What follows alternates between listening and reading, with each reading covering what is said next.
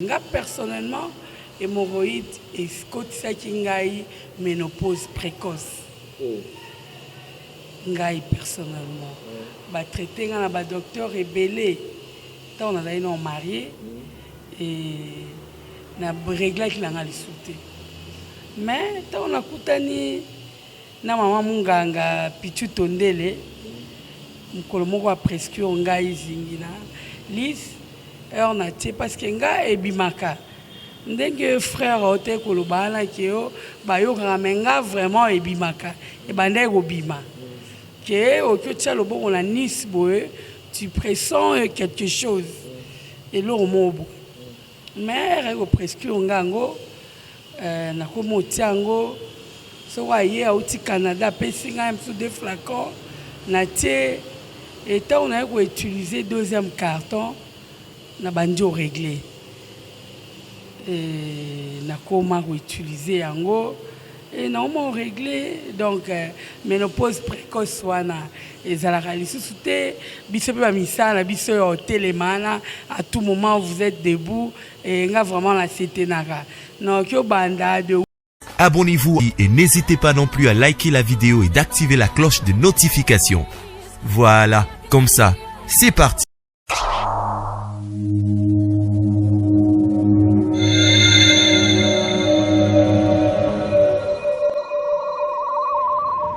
La voix du peuple, oh, la voix du peuple, oh, c'était bien, oh.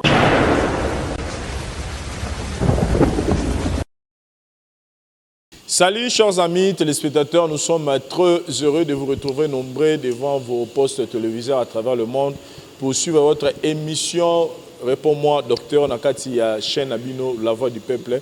Vous savez vous tous que étant tu as une émission tu as obéta mingi masolo bon itali santé parce que balobi santé et les nyonso okoza la bambongo okoza na nyonso mais sokoza na santé ya malonga te vie au se plan lango pe malamu mingi te. C'est la raison pour laquelle nous avons consacré cet espace d'émission à Bisso pour que tout le béla. On est là, bandeko mingi bozo la Bisso boza à travers le monde. Mingi bandeko baza na niveau Europe, Amérique, baza soumis bandeko mingi ya mibali, baza soumis na misala et ya moi makasi otobenga rakayou et la plupart lelo bazo souffrir na problème ya hémorroïde. Hémorroïde yango ezana ba vraiment ba conséquences tellement ébélées. Mais le lot to le belango na forme mususu toza le rôle na kati ya télé awa autobeta pe masola ngo mutana muto sa biso connaissance na ye et à la fin tozo connaissance encore plus bref na monoko ya pharmacien na biso Pichu Tondele aussi en direct qui a États-Unis na bandi directement au PCM Beauté. Bonjour. Bonjour. Canada. Et pardon aussi en direct qui a Canada na bimborani. Ah voilà, Canada États-Unis voilà. Bonjour. Bonjour Papa Vincent. Voilà en tout cas to sepeli ko yamba une fois de plus na émission na biso. Ngapela sepeli ko mona biso nyonso bandeko biso nyonso na sepeli. Voilà, je suis avec Killer Kilesi, chroniqueur, journaliste. Bonjour. Bonjour Vincent. Bonjour la docteur Nabiso parce que est habitué à la chaîne Nabiso donc Madame Pichu Tondele ainsi que Bandeko Bazapi Nabiso sur ce même plateau et on pense aussi à la fois à toutes ces personnes qui sont en train de nous suivre à ces instants donc base à la scotcher dans la fauteuil na bango parce que la préoccupation Nabiso peut-être qu'ils appellent moi déranger à bango mais toujours la réponse est de réponse vraie parfaite. Voilà, tu as maman Nabiso infirmière. Ah, bonjour. Bonjour. Voilà.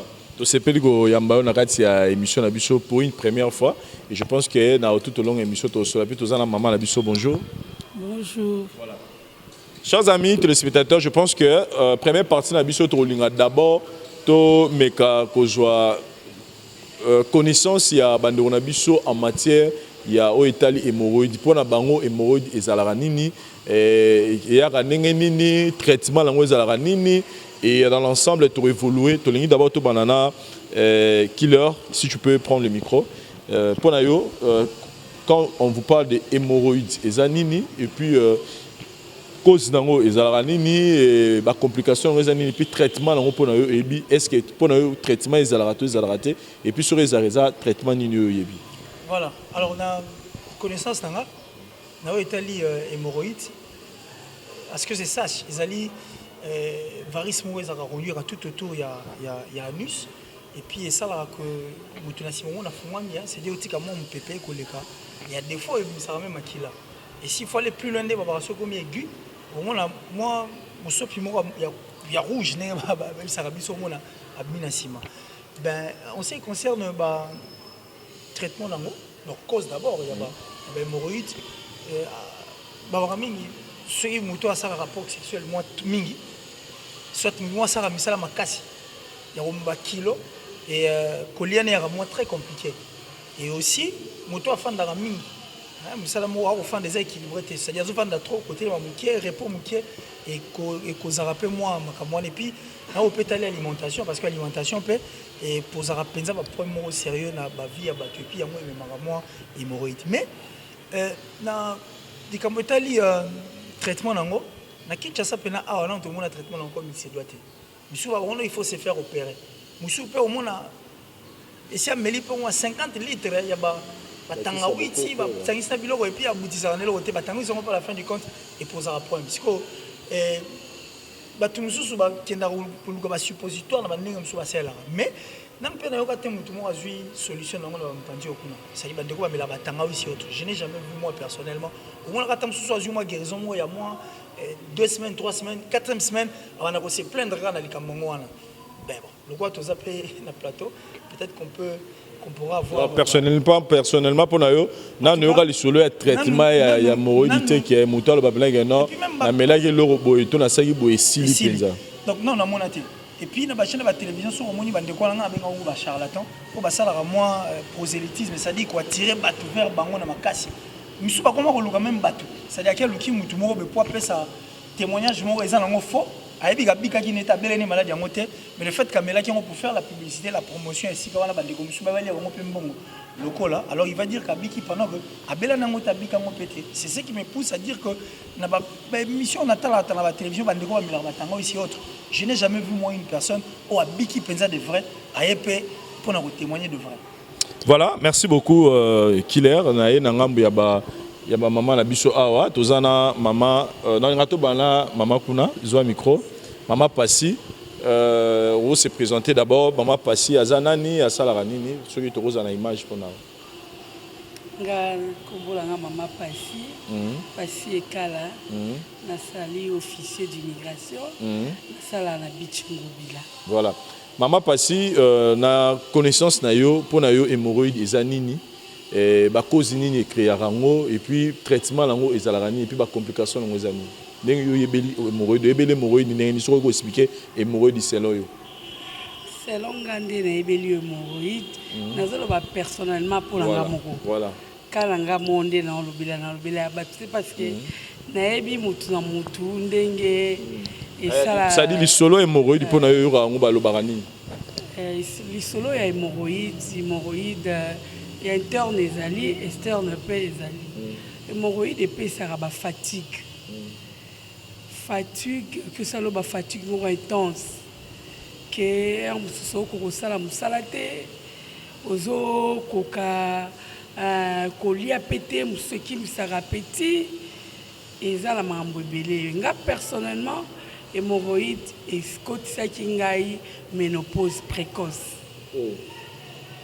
ngai personnellement ba traité nga na ba docteur ebelé tant on a non marié et na régler ki langa lisute mais tant on a kutani na mama munganga Pichu Tondele mukolo moko a prescrire ngai zingina lis heure na tie parce que nga ebimaka ndenge frère ote koloba na kio ba yo ramenga vraiment ebimaka e bande ko bima que au que tu as le bon on a Nice boé tu pressens quelque chose et l'eau mobo mais au presque ngango na komo tiango so waye au Canada pesinga un des flacons na tie et on a utiliser deuxième carton na banjo réglé et na koma utiliser yango et normalement réglé donc ménopause précoce wana ezalaka lisusu te biso pe ba misala biso yo télémana à tout moment vous êtes debout et nga vraiment la setenaka donc yo banda de 8h ti 17h, je suis toujours debout. Donc, mon Congo, naza à l'aise. Et Liboumo, problème qui est sauté, ko 500 na diazostimine. Yango mi balé na meli yango naza à l'aise. Et pour l'instant, on a mis la route de pour na bien. Na bika. Donc, nazonga pe à moi aussi. Na mulongo basi. Voilà. Merci beaucoup pour notre témoignage. C'est très intéressant. J'apprends que hémorroïde de gros, mais la moutou même non. Stérilité précoce. Vous avez pas ma stérilité précoce. Autant on dirait au bas ménopause précoce. Ok. Ménopause précoce. Voilà. Maman infirmière, Toyambio. Merci. Maman Gisèle, Roib Sabiso, tant que Munganga. Et hémorroïdes des années, cause dans les années et puis expérience personnelle, il y a eu il y a hémorroïdes sur Europe ça n'a pas d'autre à la bicho. Ok, merci beaucoup. On m'a mon micro du colo. Comme on a maman Gisèle Tondele, naza munganga na clinique moko de la place na RDC à précisément à Kinshasa, dans le cité Nantais. Alors, en ce qui concerne les hémorroïdes, nakasa ezakelo moko elobamaka de partout et de tout le monde. Hémorroïde pour nangai ezali dilatation ya ba veine o esalamaka na anus. Et se manifestaka ndenge nini. Ezara causé na nini d'abord avant ces manifestations. Nango nini ça que ba veine wana vimba. Ba cause nango eza ebele. Ya liboso na koloba ko fanda le plus longtemps possible. Eza une des causes. Surtout moni ba chauffeur mingi ba se penara na likambo ya hémorroïde. Obésité est une des causes il y a hémorroïdes. Alimentation est une des causes il y a hémorroïdes. Je pense que ça va on a ko sende mukewana. Alors surtout que si ko na o etali conséquences na yango ba conséquences ezali ebele mais nazo ko tiaka ka en global. Parmi les conséquences toza na impuissance sexuelle pour na mibali. Toza na frigidité pour na basi. Parmi les conséquences lisusu toza na mwasi mususu azana ba douleur o esila kate donc mutunyo za na hémorroïde azana ba douleur o esila kate na mukongo. Et puis et se manifestaka ndenge nini. Manifestation nango esalamaka okomona ozana ba chatouillement donc mukusa na niveau ya banus. Mususu okomona ke ko sala sel na makila. Mususu sel na ezala ba mucus. Mucus ezala ba sel oyo ba zongo oyo esalamaka na miyoyo. Voilà. Mususu peut encore présenter hémorroïde externe, tout ça hémorroïde externe et interne. Externe au ressentir on penza moto po na ebimi okomona yango. Na ba externe mususu omona tout autour ya nus na ye et vimbe sali ba bourrelé médicalement ba benga ngo bourrelé sali ko ba boule mo pembeni wana.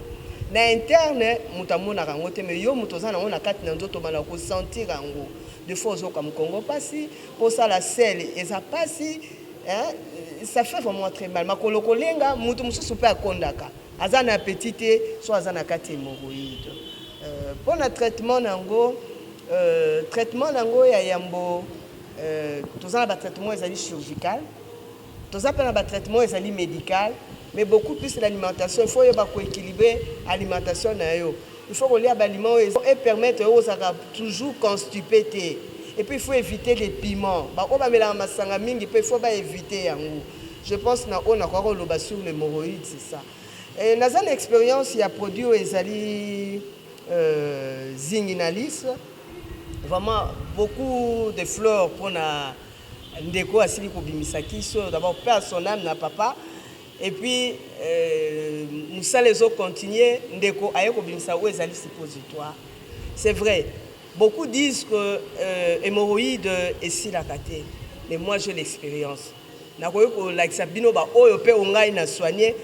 suis témoignage, il y a Zinginalis. Vraiment, ils ont produit mon kitoko. Et je suis souffrir.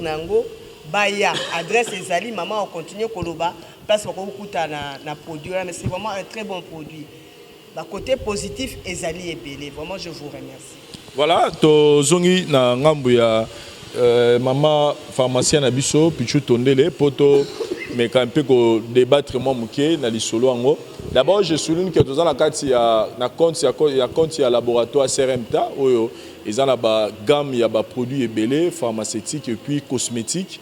Et je pense que pendant que toujours solo là bozomona ba kisi oyo ba tutu ba yebi médicament oyo ezanga benga ngo médicament générique na bango ne ba ça album donc générique na bango donc il y a méamycine donc c'est connu de tout le monde eza médicament oyo ça là ba preuve na makasi sur le terrain oyo mutako boya ngo azali type bazana kisi moko ya malaria sans force voilà yango pe ça là déjà ba preuve na ngo belé mususu et goya tozomona ba zinginaliste ezali wana tozomona ba menga ezawana et puis côté cosmétique tozana d'ici cosmétique tozana ba lait de beauté tozana crème tozana savon tozana pe na parfum et mingi o eza plus intéressant pour na d'ici cosmétique ezali produit oyo eza aussi ça ba tampon eza aussi ça nuta eza pour rajeunir peau et puis eza pour tout type de peau et parfum na biso peza awa ya mwana mboka dans solo nango vraiment roi vieux tout ba versa c'était pour eza na solo ya kitoko esalami na nenga malamu mais nazongi na ngambu ya maman na biso pharmacienne soko ko bakisa biso bazobeta masolo ya zingenaliste masolo ya désostimé mais ngala ningi yo na tozonga na yo na debi soko ko définir biso hémorroïde du soki ezali nini. OK. Bandeko bapesi définition ya kitoko na landi ndeko pasi na landi maman Gisèle na landi killer. En tout cas ba définition bapesi ça bien soki na kopesa définition c'est juste moi précision kaka dans le basoki hémorroïde eza nini. En fait hémorroïde eza dilatation anormale il y a ba veine na hémorroïdaire donc na niveau ya anus ndenge ndeko Gisèle a expliqué qui dû à une certaine pression donnée. C'est-à-dire quoi? Pression et grosse à la peut-être constipation. On repère par exemple il y a constipation, moutada constipé mingi a constipé très longtemps et ça là que pour qu'il na sel azo forcer pour qu'il dans la toilette. Le fait de forcer wana c'est une pression. Na ko pesa exemple lisu ndete ba maman o bazana zemi o grossesse et comme na 3e trimestre par exemple à presque à terme pour ya mwana ezo sala que ba veine hémorroïdaire na et connaître moi pression moko boy et pression wana et ko sala en sorte que ba veine wana et perdre l'élasticité nango et former ba bourrelet à sang pour circulation ça la manga tout autour ya ba veine wana et causer ba hémorroïde mususu na ko pesa exemple ndeko apesi il y a sédentarité. Bateau va travailler très longtemps dans la position assise. Totangi ba chauffeur, ba député, ba couturier, bateau va zala ming afandi banda tongo ti 18 heures. À télémité pour permettre moi relaxation ba muscle wana. Ba muscle wana le fait que ils ont subir ba veine wana le fait que ils ont subir pression ya poids na ya nzoto, ils ont ça en sorte que l'air à ça chaque jour na sédentarité wana. Ils ont perdu l'élasticité et ils ont causé autres hémorroïdes et que c'est dilaté anormalement et puis si hémorroïdes n'a pas de conséquences ni surtout ebi mususu na korotanga muto aza appelé à soulever ba charge micronionso na bande ko na biso baza libanda ki osala kayu moko memara poa même ba baza awa o memara ba poa chaque jour oza ba position moko ya sécurité te o esala que o ko prévenir likambo hémorroïde to o prévenir mukongo na yo. Pourquoi ils ont exposé la hémorroïde? Quant à signe ils ont ébélé au mutu pour reconnaître que azana hémorroïde signe liboso na koroloba ba sensation à brûlure na niveau ya anus.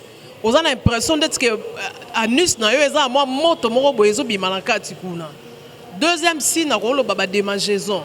Mususu donc là on tambola mukusa moko yé na anus et otindo ato ofandi o se maîtriser.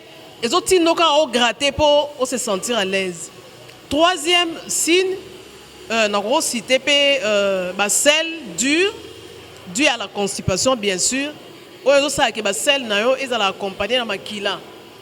Bande comme ça ba na makila tout de suite l'air à côté toilette, sel wane bimi na makila ou soit sel et bimi normalement et makila et bima après mususu mona mobali mais azo mona ndete azo régler par exemple. Et ça signe hémorroïde.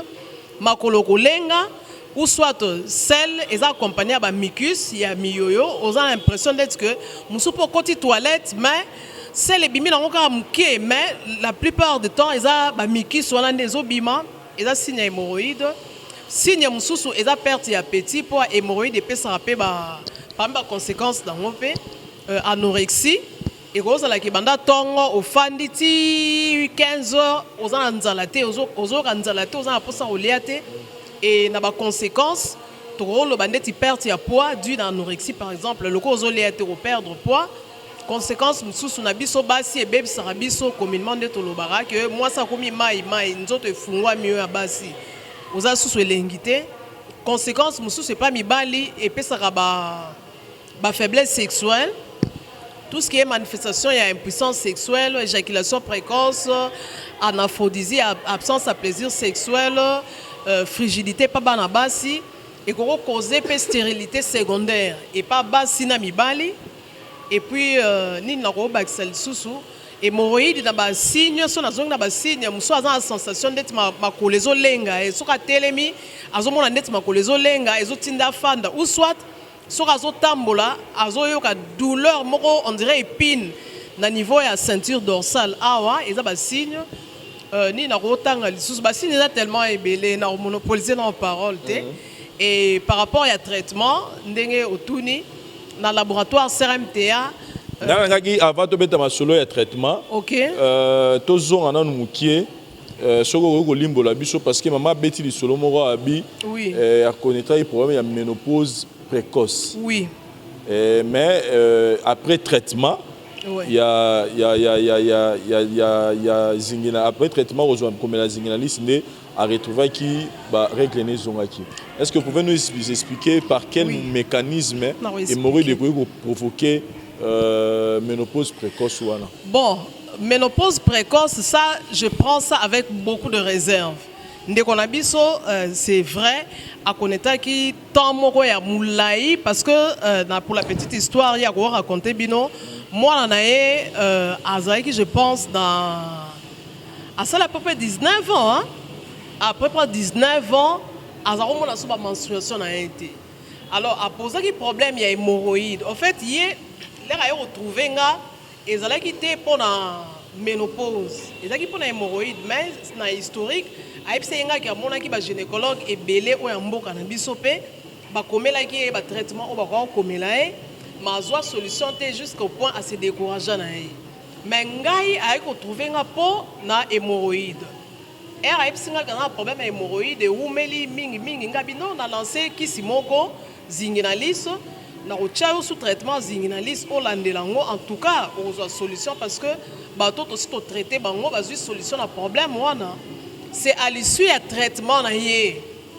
Né, elle a comme la deuxième boîte de traitement naie, ma menstruation naie, ma règle naie et aux ongles. En fait, Passi, maman Passi, aza premier cobaye na biso, eza grâce naie. Né, tu as découvrir que zinginalis aza pe na ba vertu na côté à ba trompe. En fait, zinginalis azo nettoyer pe ba trompe ya basi. C'est justifié dans le sens que nzete biso na CRMTA to travaillera na nzete na entièreté na c'est-à-dire to zora na ba feuille na ba tige na racine to travaillera na ba extrait toto na terme scientifique nzete na chaque partie na e azana ba vertu thérapeutique na e omoni ezana ba vertu muso auto découvrir te o zinginaliste ko équiper au sala ezana ba kao ba to bazaki na problème a robota to associer zinginaliste na désostimule et pesi ba solution ya kitoko ba to bandimi ko témoigner. Na Canada, nous avons 3 couples ndengwana bandimaki ko témoigner na Belgique bazali na Kinshasa bazali bandimaki ko témoigner.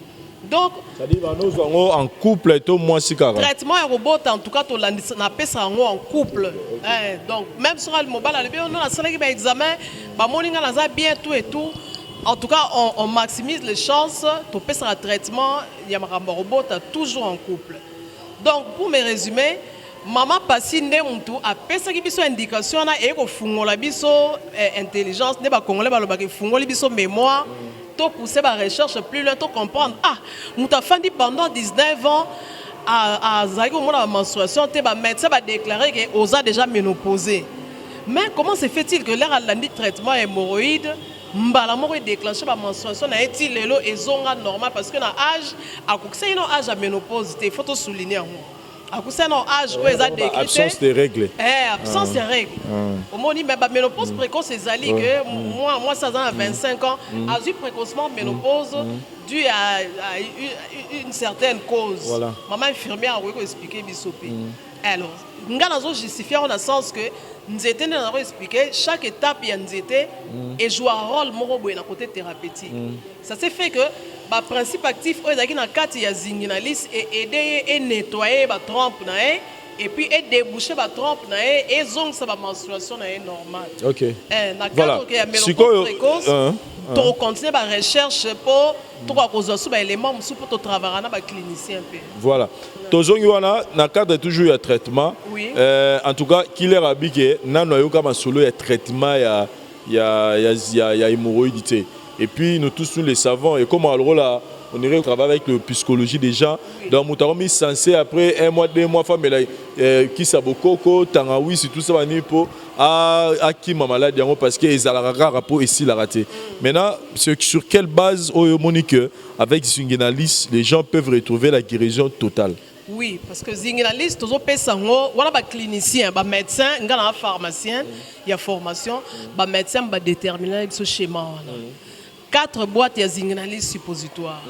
Plus 4 boîtes de Zinginaliste comprimées, tout ça a un hémorroïde, même ça avec 20 ans, 25 ans. Il faut avoir un changement. Il faut, et si là, qui leur sera un problème hémorroïde, il y a un traitement complet. Hier, on peut savoir témoignage que bato ezali ke bazako tâtonner ameki o abaki sipo basipo msupeza o ezali ke obaki et ça l'inde te calmer yo mais après ils ont na récidiver nango mais dans Zinginaliste vraiment information zo kende de bouche à l'oreille soko landi traitement na yo convenablement de to pesio hémorroïde faut bossa. Killer, je suis pas sûr il y a une question. OK. Utiliser il y a une question qui m'est venue en tête parce que tant que tu as le macambouya, tant que tu as le macambouya hémorroïde, c'est vrai qu'on peut aussi signe signifier que moto a un problème. Mais ça peut être une maladie, nous sommes tous là. Ce cas signe donc ça dit comme un signe majeur, ça dit pour on a ce qui est yeux et raté. Pour j'ai comme l'impression que moto a na fièvre typhoïde, na moto a un problème on dirait bah symptômes là presque némoro. Mais quand il s'agit de l'hémorroïde, peut-être qu'il y a une place mobile. À Kanisa, il y a des hémorroïdes, nous avons ou tu as un hémorroïde, tu as des hémorroïdes, mais ni les bango aussi, ni les gens qui ont moni et raté. Donc ça dit, on a une chose et raté pour comprendre que les hémorroïdes ont souffert. Signe les bosso aux aranas constipés, parce que constipation te cause un hémorroïde. Aux a constipés à tout moment, c'est-à-dire au salaire à 3 jours, au côté toilette, au côté cimenté. Signe à liboso. Deuxième signe, où est raté, mukusana anus. Mukusana anus est gros à la paix du pendant ça va vers, vers intestineux, on peut ça mukusa, mais mukusa où est ça qui est roulé kapenza, n'a pas constipation. On a 2 éléments déjà. Troisième élément, on commence à sel accompagné dans ma kila. Sel moro dur et zo bima lokola mbuma. Musuku tezara aoki vraiment posa au côté toilette mais azuka sel moro ya muke kaka. Ba benga ngo ba feka l'homme et kanga mina ka tali bumu to mona ngo mingi na ba bébé o eza que bébé soki andimi miliki o ba PCT par exemple. A aussi la constipation moro que moi nazo la libumu et kanga mi mazo ko sa toilette il faut maman azo soit ma futa mbila a continue na nuit sa mwana pour faciliter ba sel wana ebima soki omoni ba sel OK 2-3 fois na toilette sel na yezo bima mbuma accompagné na makila tuka wana za signe hémorroïde et pas bande ko na biso mibali soki ba signe wana e umeli que aujourd'hui prise en charge nango no quitté au comment manifester différentes formes d'impuissance sexuelle ndete éjaculation précoce dysfonctionnement érectile aux télémasuma l'alarme aux télémoro mais até olembi éjaculation précoce au télémino bien l'air au kotika na nzoto moi si 2 minutes au boaki au comme il y a problème il y a dysfonctionnement érectile dans le lobby faiblesse sexuelle il y a en éjaculation otelemaka no bien osalaka mpe rapport sexuel normal mais aire ekomi aire akobwaka oza presque na rien bato bazala mingi na problème ya kobota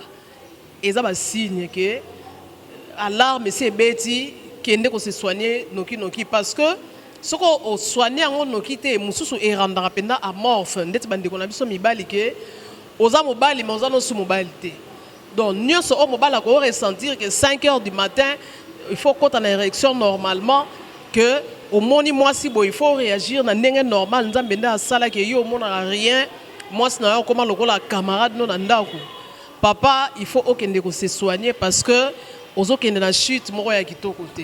Parlons aussi du côté femme parce que lelo ya toyoka wa masolo mona basi mswazo bisa lobby papa azo comme ko déclarer que soki ya koti na nzoto na ngazo ko nzoto na ngai polele makasi. Est-ce que cause à la pédine hémorroïde et puis est-ce que azara traitement ezalaka ndenge moko na batunyo sotango koma pona basi mingi bazana problème que nzoto na ya bango basi eza ya kofungama. Ndeko Gisela ndiko répondre bon on conclut. Merci beaucoup. Merci beaucoup. Na oyetali ndenge papa Vincent Tukoloba moi si mususu aomona liboso na ye eza ya kofungama. Oui. Mususu ezaka dû na ba infection. Mingi ezali dû na hémorroïde pe. Au moins pendant ça vraiment polele. Hein? Oza vraiment polele et ça la marape mingi. Yana lobi ezaka mingi na ba infection. Pour moi si mususu soki asali ba examen amoni ke infection ezali bakopesa ye baki somona pe problème wana esili. Mais ceux qui malgré ba infection ezo persister yeba ke ezali déjà une de signes ya hémorroïde. Je pense qu'on a rôle le bayangwana. Nazongeli maman na biso. Maman Passi pour moi précision moko parce que oza ndeto benga je ne cobaye c'est-à-dire moto expérimenté zinginaliste oyo parce que le témoignage au PC même là il tikenga dans le lobby que et ça le même retour il y a ba règle après 19 ans. Oui. Pour la telle hémorroïde, après combien de temps, après combien de boîtes au santé que changement est côté. Et puis est-ce que à l'élo aux arasuka obligé à utiliser rango pour aux ala bientôt et si là on libère aux arasuka a besoin aussi la montée. Et puis première question d'abord, ils ont que combien de temps pour au sentir changement après combien de boîtes après avoir utilisé combien de boîtes il y a signaliste. Merci pour la parole. Et zo kinga batan ebelete papa. Na utilisé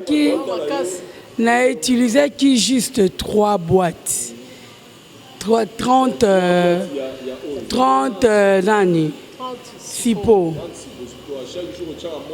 Moko na tongo moko na poko. Moko na tongo moko na poko. Et puis nani sili nango ngape na bosali na ngai ke na utilisé kisi mukolo moko boye na lamuki kaka na mona na mona bato de fande ko nga basi botala boy ya solo wala mama et voilà lande na zonga lisusu elenge voilà sikoyo à quel moment il faut associer à mama pharmacien moko kaka pesinga lisusu na ye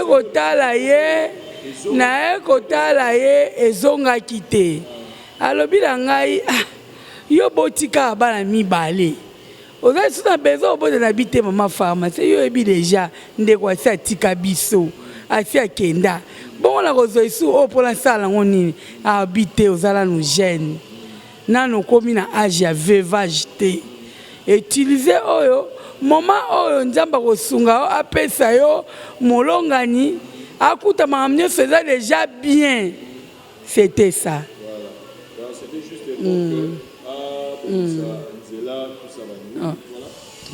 oui, pharmacienne, est-ce que vous avez des éléments qui sont par rapport à la présentation il y a des médicaments, est-ce que vous avez des éléments qui sont des featuring à quel moment à quel moment ils ont vraiment recommandé? Bon, ce qui a l'obélinga déjà que azala problème na bandi ko na biso mibali pour la plupart il y a chaos tozui mususu akobenga on a téléphone 1h du matin maman nde naza awa basi babengani nga na chambre na komula na salon donc nazo tendre vers ko bima libanda na poto basi babenga na mibali nazo pesa bande ko conseil wana te il faut ko sala ngote toza ba africain il faut garder culture na biso africaine, même l'air tout en mboka papa. Il faut to tchara papa na place na bango. Muto sera posé déjà problème que dans un problème il y a éjaculation précoce, dans un problème il y a dysfonctionnement érectile, qui est ma faiblesse sexuelle dans d'autres télémamans là monté et ça là déjà moi bouton rouge déjà pelanga d'intelligence. Dans ça là qu'on sera dans musika na biso na téléphone, dans ça les consultations téléphoniques, dans poser 2, 3, 4 questions. À part ça, vous avez est-ce que ça a une constipation? Oh oui. Est-ce que au monde a ça, les belé na monde a sel na nga na makila. Et ça signe déjà que muto na za hémorroïde. Biso na laboratoire CRMTA, to soignera kaka cause té et to soignera kaka conséquence té, mais to soignera pas cause. Au monde yango et sali opposer une question Dieu on a justifié en Zinginaliste azo soigner cause ya maladie. Muta comme na ba faiblesse sexuelle parce que azaki na ba hémorroïde. Yango tozo bandele traitement na zinginaliste sipo na comprimé. Oko pesa na comprimé de s'il vous plaît. Zinginaliste sipo comprimé. Zinginaliste sipo na comprimé. Traitement tozo zoa eza 4 boîtes ya zinginaliste sipo na 4 boîtes ya zinginaliste comprimé. Wana za pona ba hémorroïde. OK. Déjà à niveau oyo, muto azaki na ba faiblesse sexuelle à ressentir que azu moi est boosté quoi. A comme télémanaye normal mais comme ils a traitement faut to landelaye to kota ce na diazostimule o etali makambu nyonso ya asthénie sexuelle ndé est traité.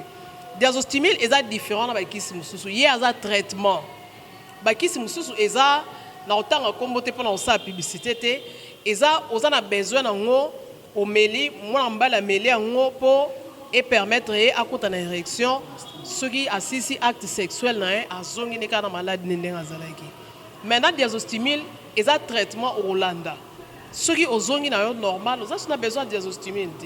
C'est ça vraiment la différence parce que y a zo agir na niveau du système nerveux central. Azotinda ba hormone azo pesa commande parce que na niveau hypothalamo hypophysaire na okota na muzindo te po e compliqué bandeko. Alors sa commande dans la cellule où est censé y a aussi la reproduction spermatogénèse na et pas mobali ovogénèse et pas moi si que OK a pesi ordre bilan ce comment fonctionner. Donc à traiter yo diazostimule.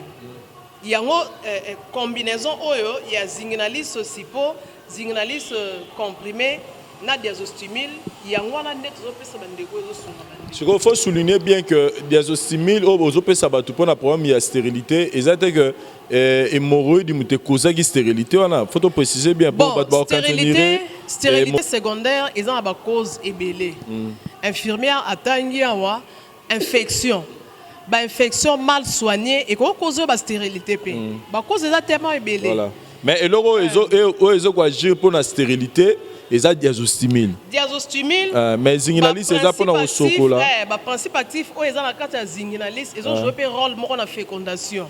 Voilà pourquoi bateau bazan un problème de stérilité secondaire toujours associé à na zinginaliste. Donc zinginaliste ils ont traité quand indication principale voilà auto tché ils ont hémorroïde.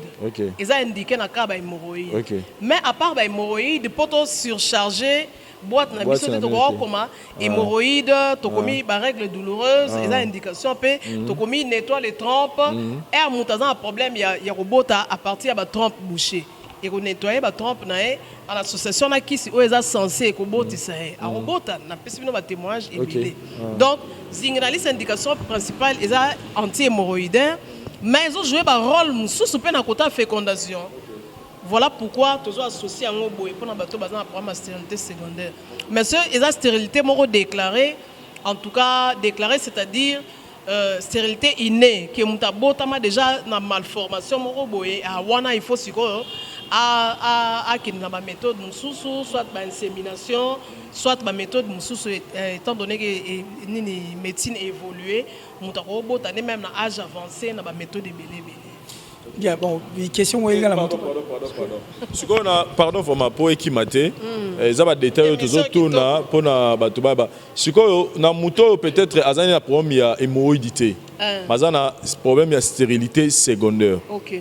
Arozalaka obligé ko appliquer zingilalis na diazostimie to ya rosenaka diazostimie la pamba. Muto aza problème hémorroïde te. Ngai aoyebisanga ke ngana aza problème hémorroïde te. Mais cause hémorroïde interne pe. Pour to ndeto lo ba en québécois on prend pas de chance. Na lingite ke na raté na traitement nanga. Na kopesa e kaka. Oh non na problème hémorroïde te ngana kopesa yo oyo e ko aider yo pe kaka. On a un problème de stérilité, c'est pour eux qu'ils ont hémorroïdes, mais on a pas trop bouché. Donc, on a coupé ça peut-être qu'on a hémorroïdes internes, peu pour manifestation hémorroïdes internes, ils auront quand même tant moro et belé avant que et qu'on se manifester. On a coupé ça quand même et accompagné on a traitement diazostimé. Voilà, avant que moi je disais là et au Kima oui parce que puisque tous les ma solo il y a le Camo Italie hémorroïdes et autres. Tout ça la telle roi d'église parce que les églises aujourd'hui comment on a problème pour il ne faut pas prêcher la repentance. Quand on prêche la repentance on a au sentir l'église dimanche on a donc il faut prêcher prospérité autre c'est de même pour les charlatans autre biso tu es chaîne la télévision à Kinshasa va tourner partout sur les réseaux sociaux tant que bande connaissance pas mais la kisi il ça va que qui suis ezana on a équilaté et ça peine un inconvénient donc tu peux prendre ça mais la paix masanga. Mais ici, quand on est en train de parler, le roi Bissopeto, il arrivera un moment copo et le roi peut recevoir traitement. Est-ce qu'il y a des conditions? Il faut vraiment s'abattre. Conditions exali. Dans un corps médical, dans un pharmacien, alcool, ils ont bien la quantité mais ils ont un BP dans les autres. Pourquoi? Du point de vue pharmaceutique, l'alcool est potentialisé à effet à médicaments, c'est-à-dire ils ont qui sont au mêlé en haut, au mêlé na copo et matisi dose ya kisi makasi à tel point que cause des dégâts dans d'autres. Ils ont qui sont au mêlé en haut, au bakisi na alcool et neutraliser effet à kisi nyos donc aux hommes le roi placebo, ils ont le roi aux lia bikedi et au salo effet moroté. Voilà pourquoi sur autant même dans la boîte na biso na kata ba notice alcool pendant traitement ils a vraiment prohibé. Et aux autres traitement na ba kisi na biso chana nkopo pembeni ce qui traitement sili na ngo normal kozonga la kopo na yo problème ezate mais pas excès parce que et kozo pe so ba problème na niveau ya foie na niveau ya nini donc chaque organe yangwana donc alcool na traitement to linga ngo te troye ce que l'alcool et pekisami pendant traitement. OK, merci beaucoup. Na kozonga na o etali likambo ya stérilité secondaire. Je pense que na likambo ezali à traitement vraiment toza na expérience moi et belé na o ezali na traitement ya stérilité secondaire. Na likambo o ya diazostimine. Mutu mususu akoza ne pe azana na ba symptômes mon côté ya hémorroïde. Moi si mususu azana stérilité na secondaire mais azana signe mon côté ezala interne ezala externe ya hémorroïde. Mais azana problème na o ezali ni stérilité secondaire. Ndaye mama lobi net na loba ki pe na ebandeli akosana ba examen na ye. Surtout monique infection ezalité. Hein, parce que l'infection peut être une des causes de la stérilité secondaire. Ce qui est infection ezalité. Tokotia na diazostomie baza ebele baka ebele pe à son âme papa vraiment toza baka ebele pe azo bandoye ebele likolo ya diazostomie. Donc c'est un produit vraiment côté la stérilité secondaire toza vraiment na expérience moi ebele. Et comme on le baka sur le plan stérilité yangwana. Voilà, je pense que dans le détail, s'il y a encore des questions à poser, le numéro est affiché au bas de l'écran. Tous les numéros que vous voyez au bas de l'écran, c'est un numéro. Il y a CRMTA, donc oui, il y a Kinshasa, oui, il y a Canada, il y a France, tout le monde est en ami, on a un numéro, vous pouvez les contacter. Mais tout le monde solo, on a mis tout ça na gamme. Gamme na biso d'ici, cosmétique, na habité ceux qui, maman la pharmacie na gros, pèse biso sous moi. Commentaires sur la gamme Nabiso. Pour moi, ils ont vraiment ils ont respiré.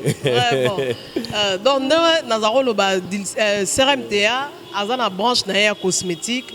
Biso toza plus na phytomédicaments, na kisi nyonso tozosala eza bacosmétique tozosala eza parti ya banzete ya mboka na biso et na gamme na ya cosmétique toza na dilsi enrichi au collagène ndeko akozwa yango na baimage dilsi enrichi au collagène ezotraite tout ce qui est tampon problème à tampon na peau cerne ride poche et ça là que liso mutu et kota boye comme on dirait mutu miso vimbi d'ici enrichi au collagène crème et autres traités en haut ils a accompagné dans sérum nango tout ça d'ici crème corps yango eza pona bato baza na problème à acné bouton mapalata maladie ya posoka et ça là que posoka pakoli mafuto esimbi te moko poso comme le roi andeti moi ou pakoli fufu ebele d'ici réparateur et aider yo sérum nango pe eza anti âge ezo rajeunir mutu au monde so rappelle so âge na ena ndenga azo paraître toujours jeune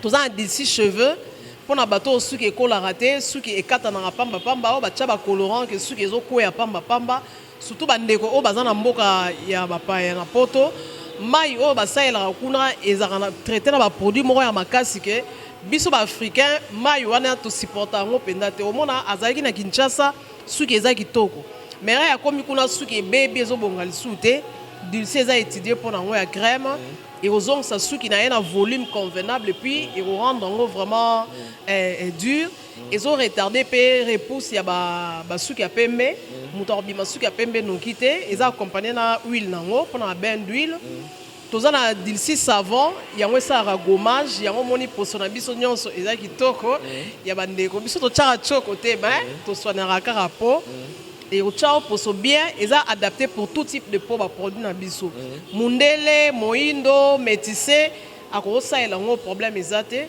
toza na dilsi gel de douche esalami mpe kaka na plante oyo esalami na paipai ezalaka na vertu ya koadoucir peau ezo adoucir peau toza dilsi parfum yango esami pe na banzete kaka mais parfum wana elongolaka stress soki otia yango non seulement dans sola kitoko okoko pompa yango yoka ekolongola stress okomona ke baninga basilikaka aza kanda nini yo koyoka bien donc stress eza te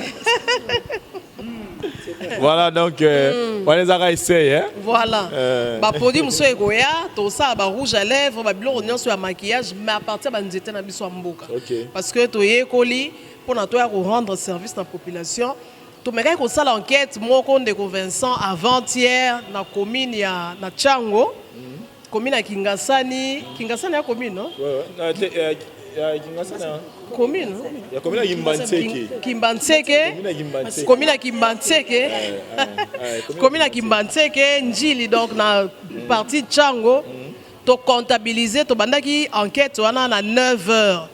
Tu es clôturé vers 17h, tu comptabiliser bateau bazan ba tampon, ba maman, ba jeune fille, ba coco, mibali. Donc, tu as à peu près 975 bateaux qui na ba tampon. Donc, tout ça tour, tu as au hasard, na mutuka, totangi comme 975 cas, il y a ba tampon. Ce qui veut dire que ma foot ça reste à vérifier. Le comble, c'est que comment on tient babiloro éclaircissant pour Congolais à fond la pémis. Congolaise sera moni mafuta tangi composition hydroquinone a ozoate po ayebi ke hydroquinone et ça la mabe mais bande kona biso ba komara lisute a rekomate mais on se rend compte ka au sombi mafuta zo pakola ngo ezo teliso ti après ko beta yo et persona mwindu mo oyo ozala ekutuna ngote voilà pourquoi tozo senga bande ko bazonga na naturel ba consommer congolais mafuta na biso o eza sala mina banzete na biso ebongisa bango eza pona âge nyonso question âge nyonso ata bébé ko pa surtout ba bébé o ba sala ba bani na ba rougeur ndeti d'ici enrichi au collagène o même muto aziki o ko traiter na ngo parce que eza na possibilité à régénérer poso donc au moment que pota rosika ezo sila noki et puis cicatrisation et salami bien donc tiki nini cicatrice te quoi eza cicatrisant pe mutazoki pota mbele kati eto nini azo pakola ngo au bout de 3 jours pote kangami cicatrice ezate donc eza vraiment banzete moko to étudier wana ozo jouer rôle moko kitoko. Et puis pour na balbinos bandundu. Oui, bandundu pe ba ko saela ngonde na lobaki c'est étudier pour tout type de peau. Mundele ndundu. Ça dit bandundu ba na problème mingi ya ba moi. Oui, il y a pigmentation, par exemple problème à pigmentation, bango ba ko saela plus d'ici réparateur et ko bongisa bango le poso kitoko. Ba pota et ko apparaître le souté, azana poso bien vraiment. Alors un peu déstressé là. Dans le parfum, déstressé vraiment. Et puis c'est quand la question où il y a tant on doit le membre tel hémorroïde. Je sais pas. Je suis pas comme à Tokani si ba moté parce que ma problème moi hémorroïde que ça rappelle banzo tanibali. Généralement on a peigné comme on rappelle moi rétréci. Tout beau ça na yango. Il sait pas que ce que ce qui était ça que moto a ché ça les zinginaliste toi ça les traitement lango complet. Oui. Et ça possible le cas récupérer forme là. Oui. Au cas où forme zongité. Est-ce qu'il y a encore autre chose? Effectivement, de killer, on a peut-être un point mort au Bossanaki, et ça, point mort au Sunga Bandeko, et belé, tout ça, la crêpe moko. Fais-le, on lit stress et bimi ces questions. Et ça, la crème moko, tout ça, dans le laboratoire CRMTA, crème Borex, crème wana. Et ça, les patients qui sont au laboratoire, tout ça, la recherche, parce que tu as tellement de dérangements. Mais crème, oui, parmi les signes hémorroïdes, ceux qui ont soigné, on a quitté, Namibali et Kondi Sarapenda système. Et Kondi, on a l'aura moins. Nous sommes le les mauvais sorts, Loki est pour système Konda. Non, c'est hémorroïdes. Donc, tout ça, la crème, on a CRMTA, crème Borex. La crème, on a déterminé traitement dans 3 pots.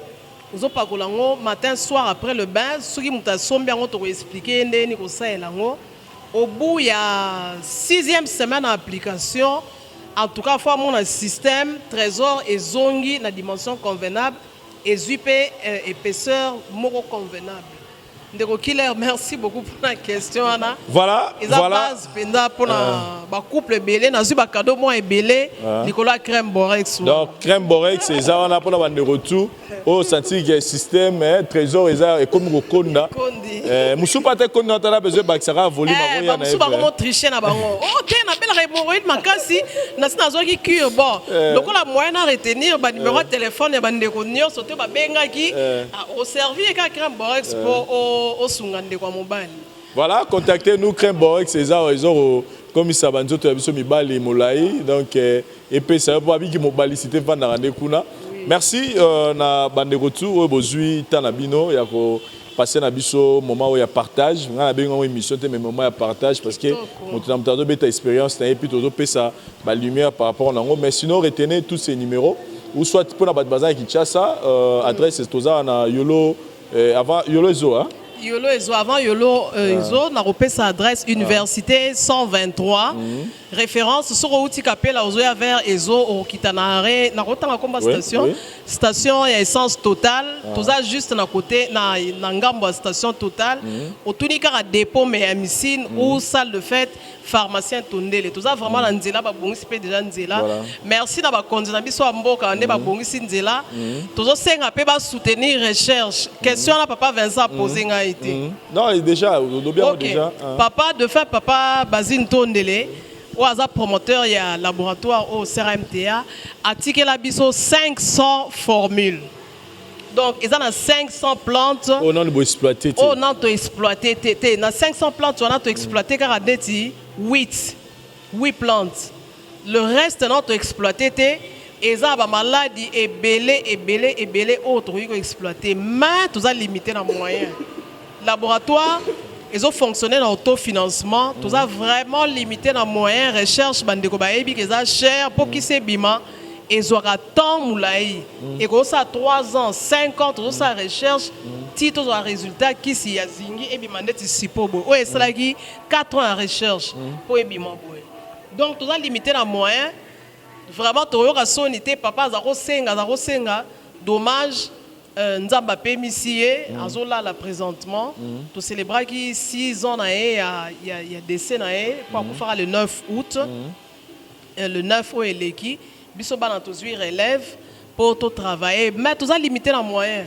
Ceux qui va conduire Mboka, Barolanda, émission, Oyo, Basunga, Biso, to mema recherche musika to bimisa banzete nyonso to mona na mboka na biso eza kisi bitekuteko eza kisi matembele eza kisi wana nazo lobelo en tant que pharmacienne parce que tu expérimenté qui même le gazon pelouse oyo to lona pelouse tozo nyata eza kisi mais tu ko transformer en te pour to limiter la moyen tout ça va difficulté belé tozo connaître en laboratoire ils ont un salon ils ont un kinkole to travailler sous ba journée mbimba courir ezate bozaka na groupe électrogène il faut carburant il faut nini ba taxe à l'état ceux qui ba ko aider biso ne fisque na côté wana na ebi que ils ont na mutu moko moko rolande mission a comme ces missions na mkonzi na biso mboka président na biso Félix Tshisekedi soki a ko chama boko na centre oyo to bimisa ba kisi mususu poto sunga mboka ezana kisi moko to lobeli wana te menga anti-anémique qui si pour la bande ko bazo ça ba problème endométriose c'est-à-dire a un problème à myome a un problème moko bo ça que à régler soit régler abondamment musu ba ça un mois zo régler kaka au monde makile sili et puis c'est anémie na nzoto bande ko bazo bela anémie SS que chaque fois zo ça ba crise na kisi oyo bazo zo solution ya kitoko to pesa kombo ya menga parce que menga laxi makila na Kikongo ezo zongi sa penza makila muto akomela makila 3 grammes ameli menga baki ko saleni na hémoglobine ezongi na 17 et mati kutu koleka kutu ekomi kutu mabeli sous koleka mais tout ça limité na moyen to continuer recherche exacte tout ça kisi anti-hypertenseur wana allium oyo tout ça témoignage moko ya ndeko na biso moko dans la France azaro saka ba pousser attention 22 22 6 27 mais depuis à zoa lium oya ba suppositoire tension na et c'est normalisé